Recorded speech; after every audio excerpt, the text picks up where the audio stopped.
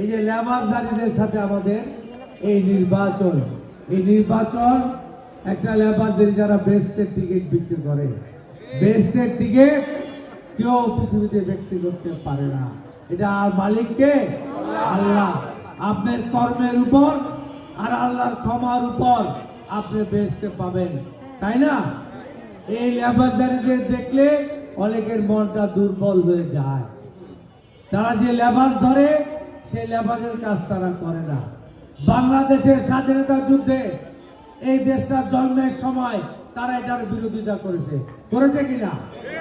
আল-শামস রাজাকার তৈরি করেছে, জামাতের 4 জন মন্ত্রী ইয়াহিয়ার ক্যাবিনেটে ছিল, তারা 30 লক্ষ মুক্তিযোদ্ধাকে হত্যায় সহযোগিতা করেছে।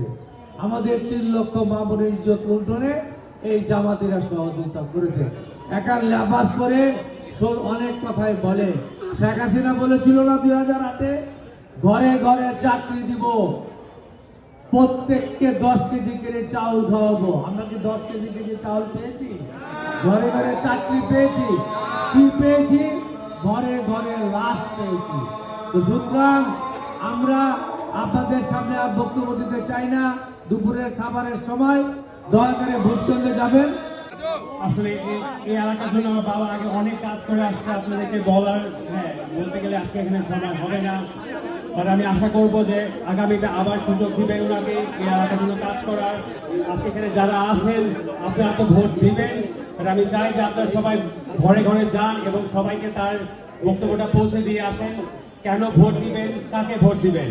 এবং ইনশাআল্লাহ আমরা একটা বিজয় নিয়ে আসলে এই দেশে আমরা ভারপ্রাপ্ত চেয়ারম্যান জনাব তারেক রহমানের নেতৃত্বে সুন্দর একটা দেশ গড়ে তুলতে পারবো। সবাই একসাথে মিলে কাজ করবো, আমরা নির্বাচনকে মাথায় রেখে আমরা কাজ করবো ইনশাআল্লাহ।